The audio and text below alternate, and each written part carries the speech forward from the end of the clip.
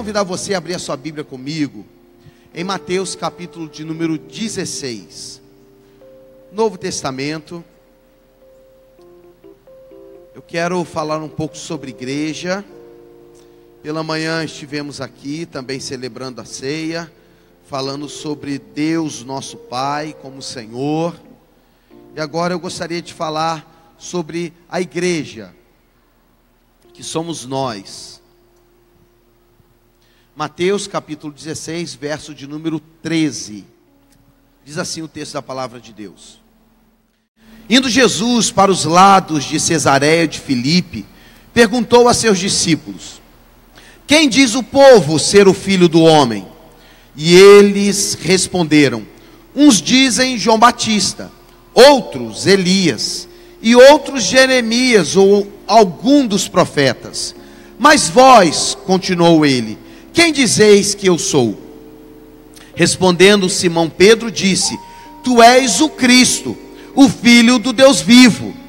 Então Jesus lhe afirmou: Bem-aventurado és, Simão Barjonas, porque não foi a carne e o sangue que te revelaram, mas meu Pai que está nos céus.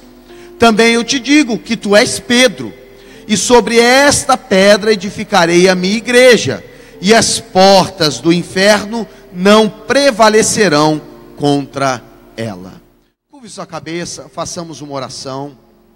Deus, em nome de Jesus, nós precisamos do Senhor em nossa vida, em nosso coração. E melhor dizendo, o Senhor é o único que tem acesso ao nosso interior. Que o Senhor possa aplicar essa palavra à nossa vida, em nome de Jesus, amém e amém. Glória a Deus.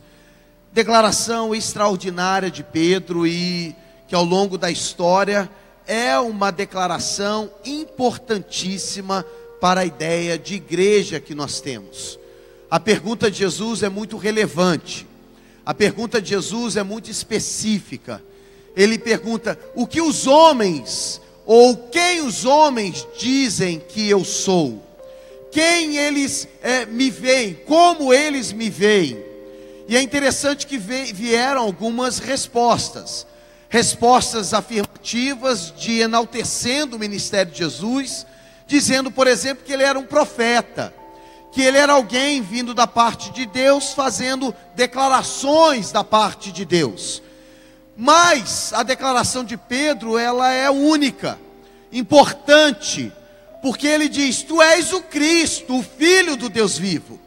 Uma declaração com peso muito significativo, porque tem a concepção de uma história, tem o peso de uma história, de promessas, de alianças, daquilo que foi planejado por Deus, da missão de Jesus, de como ele viria, daquilo que ele era, e tudo isso desemboca nessa frase: Tu és o Cristo, o Filho do Deus vivo.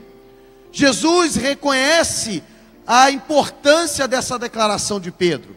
Jesus reconhece a importância daquilo que ele diz, e ele diz: Pedro, você disse bem, e sobre esta pedra, sobre esta declaração, sobre isso que você está falando, que tem todo o significado da aliança e das promessas de Deus, sobre essa declaração, a minha igreja será edificada. Sobre o reconhecimento daquilo que eu sou, da minha obra, daquilo que tem sobre a minha vida, virá a existência a minha igreja, que somos nós, que é a igreja que nasceu e que é sustentada pelo poder do Espírito de Deus. Essa igreja que ainda permanece e há de permanecer até a volta de Cristo, porque Jesus ainda diz: as portas do inferno não prevalecerão contra ela. E nós fazemos parte desta igreja. Mas é interessante que na própria história bíblica, o próprio Pedro reconhece que não é ele a pedra. O próprio Pedro diz que a pedra angular é Jesus Cristo. 1 Pedro, capítulo de número 2, o verso de número 6 ao 7, ele fala sobre isso. Ele diz assim: olha, a pedra que foi rejeitada, a pedra que os edificadores rejeitaram, essa veio ser a principal pedra de esquina, a pedra angular. Que a casa, que a obra, o grande edifício foi edificado.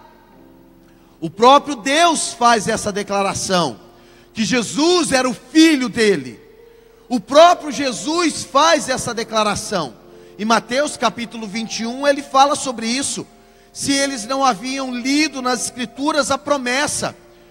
Em Salmos faz essa declaração, que Jesus, que viria aquele que era a pedra angular, e ela seria rejeitada. E Jesus, interpretando isso, à luz da sua história, do significado que tem, ele diz: os homens, os nossos líderes, aqueles que eram líderes do judaísmo, eles não reconheceram a pedra que era o fundamento da igreja, o qual nós estamos aqui estabelecidos. O próprio apóstolo Paulo também fala sobre isso.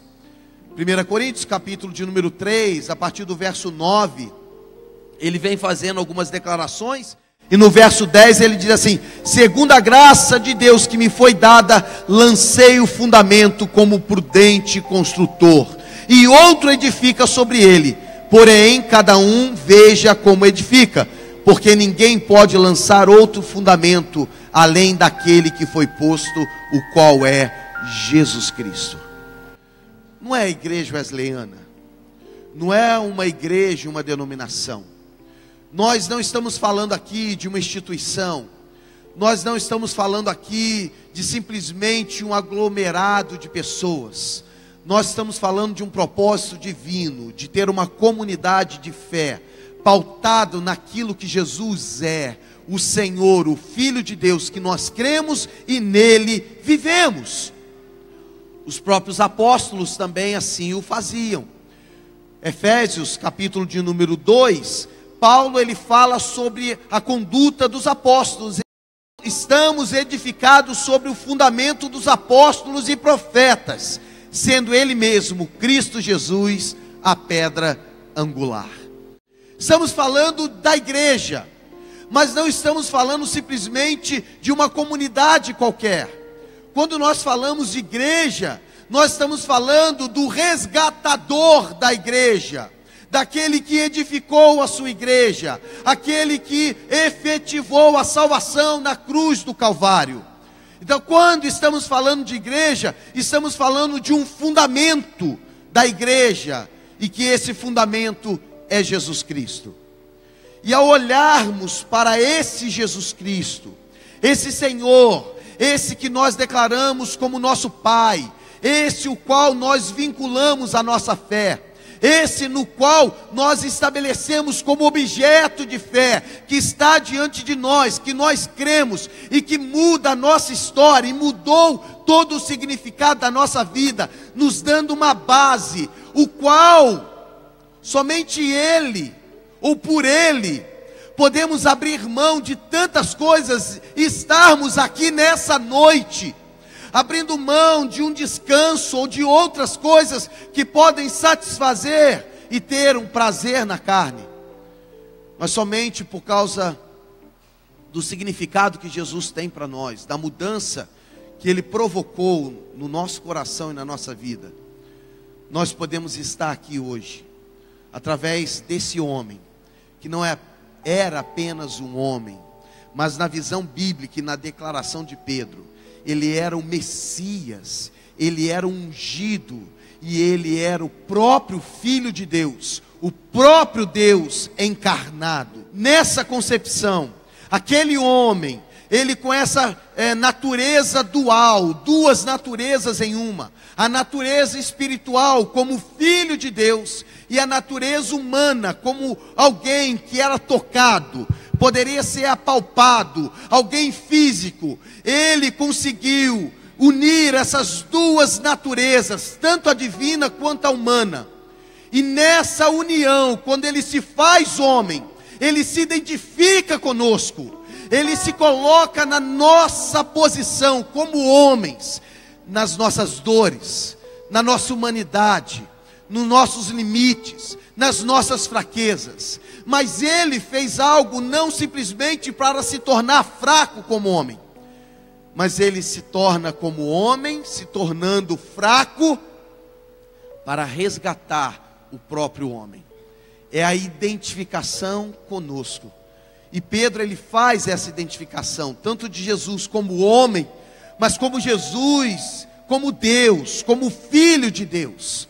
E nessa ideia, quando nós pegamos Mateus, o Evangelho de Mateus, ele tinha um objetivo, que era demonstrar que Jesus, ele cumpria os requisitos do Antigo Testamento, para ser aquele que havia sido designado como Messias, como profeta, e aquele que viria ao seu povo. Então ele apresenta Jesus nessa concepção. Mas eu queria pensar com você nessa simples declaração de Pedro, porque é uma declaração que parece ser apenas emotiva, porque Pedro, ele era uma pessoa muito impetuosa, mas ela tem toda a história e o legado da igreja está nessa declaração, de que Jesus é o Cristo, Filho de Deus. E ela tem implicações históricas do Antigo Testamento, e são elas que eu queria falar com você, para que você possa e nós possamos compreender melhor a ideia de Cristo. Ele diz assim: tu és o Cristo. O termo Cristo é uma palavra já transliterada. Quando a gente fala Cristo, é uma palavra que foi apenas transliterada do grego para o português, Christos.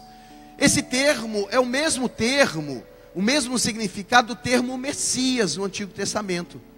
Messias e Cristo, na nossa língua, é o mesmo termo. Se formos traduzir, seria ungido. O termo significa o ungido. Jesus, o ungido. E esse é um significado importante. Por quê? Porque quando nós temos no Antigo Testamento a ideia dos ofícios mais importantes que existiam, e quais eram esses ofícios? Sacerdote, profeta e rei. Eram os três ofícios mais importantes do Antigo Testamento. Só que, para qualquer pessoa começar a exercer um ofício, ele tinha que ser ungido. Todo rei, ao ser consagrado e separado para ser rei de Israel, ele era ungido. Nós temos essa história narrada lá, por exemplo, na história de Davi, quando Samuel, ele segue para ungir um novo rei. Então o rei, ele era ungido. O sacerdote, ao começar ou ter autorização aos 30 anos para poder ser sacerdote e oficiar as cerimônias, ele era ungido. O profeta, ele recebia uma unção, mas essa unção não era diretamente alguém que o autorizava, mas era uma unção divina. E o próprio Deus fala isso a Jeremias.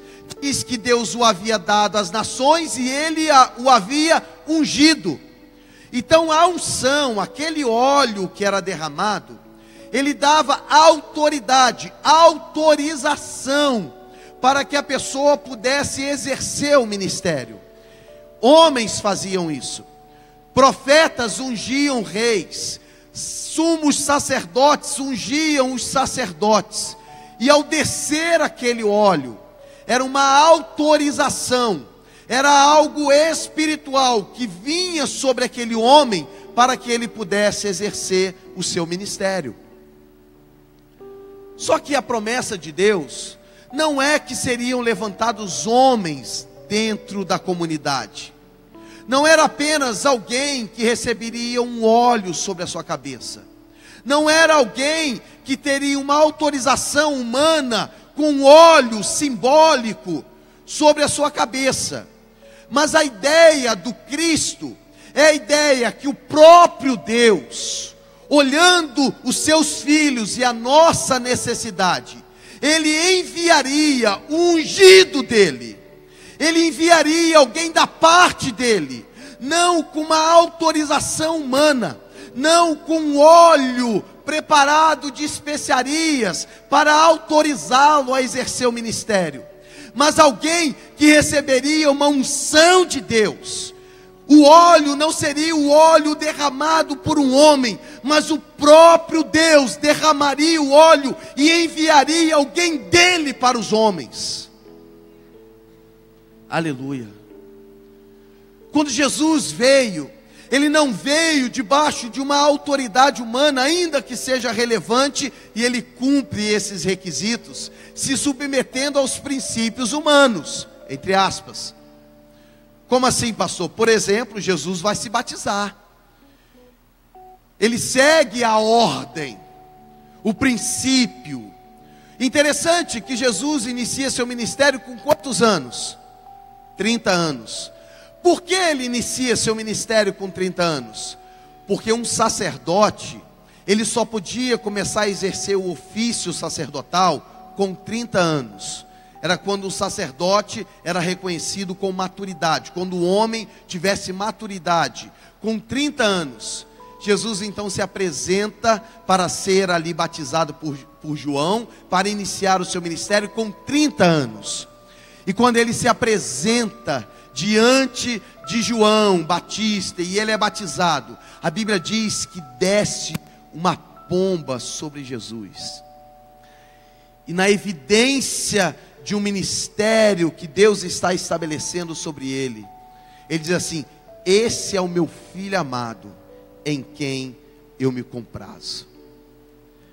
Ele segue a ordem, e o Deus Pai o unge por meio do seu Espírito.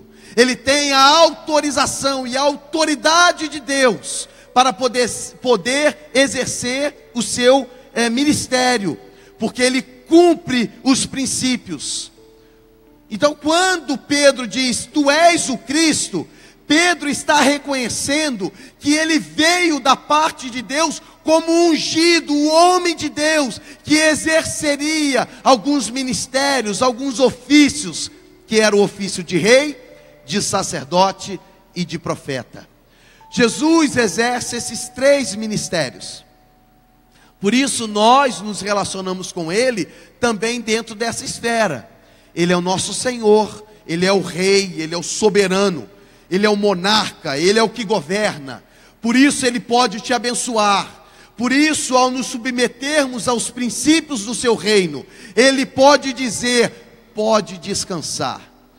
Porque se você buscar primeiro minha justiça e o meu reino, todas as coisas vos serão acrescentadas.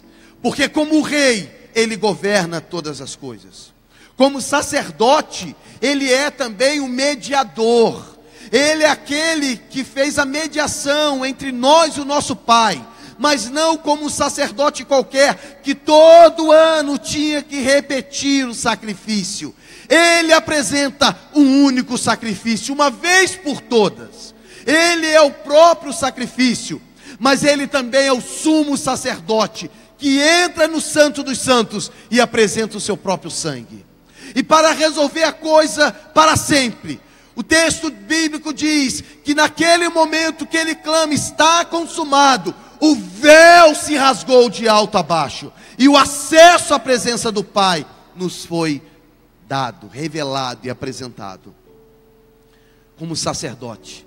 E ele é também o profeta de Deus, aquele que revela a vontade de Deus, aquele que traz a palavra de Deus. Essa unção que ele recebe, essa unção que vem sobre Jesus, o dá essa autoridade para exercer isso sobre nós. O termo Cristo, Christos, Messias, tem um significado. Na nossa língua seria o ungido, mas não é simplesmente alguém que recebeu um óleo. É alguém que veio da parte de Deus, enviado por Deus, com o óleo de Deus sobre a sua vida, para nos encontrar, para reinar e governar sobre a nossa vida. O nosso rei, ele veio. Aí ele diz: mas tu és o filho do Deus vivo. Tu és o Cristo, o filho de Deus. O termo filho para nós, ele tem uma ideia de sucessão.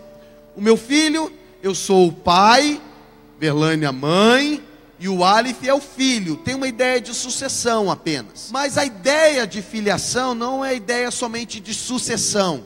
É uma ideia de essência, identidade. A expressão filho de denota uma relação de participação.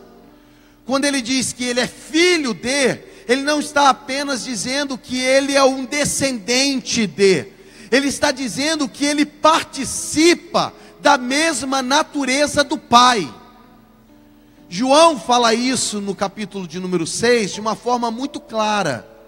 E ele vem falando sobre isso e os judeus vão se irando, quem estava ouvindo. Porque ele está dizendo, eu e o Pai somos um. O que tem no Pai tem em mim também. Assim como o Pai me enviou, aqueles que eu não recebo por mim mesmo, porque o Pai me deu. Mas assim como eu os recebo, o Pai também os recebe.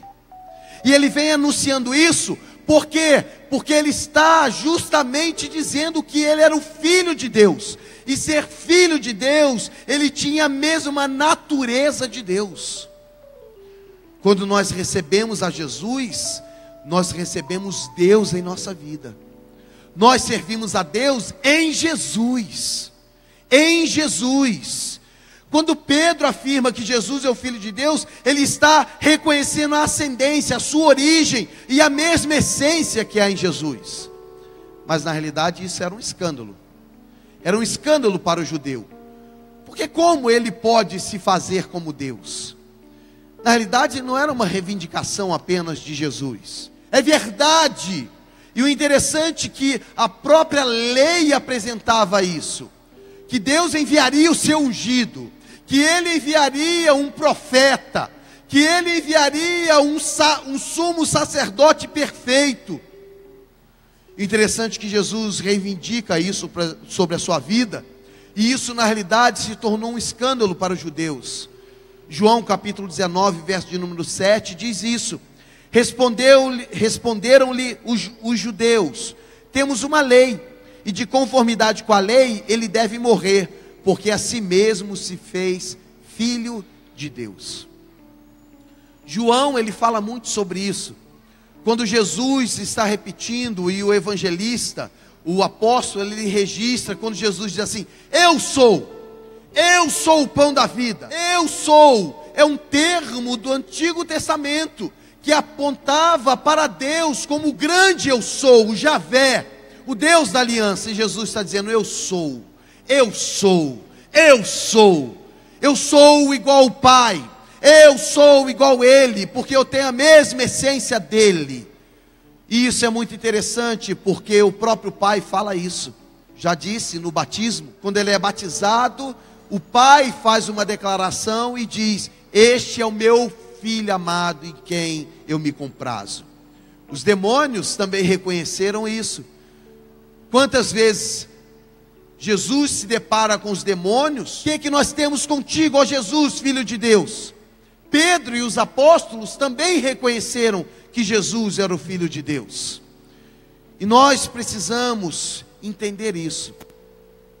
Quando nós servimos a Jesus, não é apenas um profeta, não é apenas uma pessoa que formou uma religião, não é apenas uma pessoa que ensinou princípios legais de convivência, de vida. O próprio Filho de Deus esteve presente na terra, nos ensinando a respeito da vida, e não só ele esteve presente nos ensinando a respeito da vida, mas assim como o Pai envia o seu Espírito, o próprio Jesus enviou o seu Espírito a nós. Ele não só ensinou princípios de vida, como a própria vida veio habitar em nós pelo Espírito de Deus, que é o Espírito de Cristo, que habita na sua igreja. Então Pedro reconhece isso. Ele reconhece que nós nos deparamos com a realidade do enviado de Deus, ungido pelo próprio Deus, mas o próprio Deus se fez carne para estar no meio dos seus filhos e do seu povo. Deus se fez carne. Jesus é idêntico ao Pai, tem a mesma essência. Ele é Deus. E essa declaração e esse relacionamento com Deus é fundamental para a nossa vida. Por isso, o próprio Jesus era chamado como Senhor. Jesus era o Senhor. Jesus era reconhecido como Deus. Jesus, ele fez declarações sobre si, que ele era o grande eu sou. Jesus, ele faz uma declaração, que ele era filho de Davi, que reivindica o termo da aliança, onde Deus havia feito uma aliança com Davi, que do reino dele, ou melhor, na descendência dele, não faltaria rei sobre o trono. E se cumpre em Mateus, quando Jesus nasce, o próprio livro, o Evangelho de Mateus narra isso, dizendo que Jesus é o filho de Davi. E por fim, ele diz: tu és o Cristo, o Filho do Deus vivo. Eu gostaria de usar esse termo Deus vivo também, e trazer como um significado para nós ainda hoje. Geralmente os profetas, eles utilizavam a ideia do Deus vivo em contraposição aos deuses de outros povos, de outras nações, como deuses mortos, como aquele que não podia agir. E por vezes os profetas, nos debates, nas discussões teológicas, apresentando e confrontando a realidade do povo que havia abandonado a Deus, os profetas anunciavam e diziam: vocês abandonaram Deus vivo e estão buscando deuses que não podem ouvir, deuses que não podem falar, deuses que não podem agir.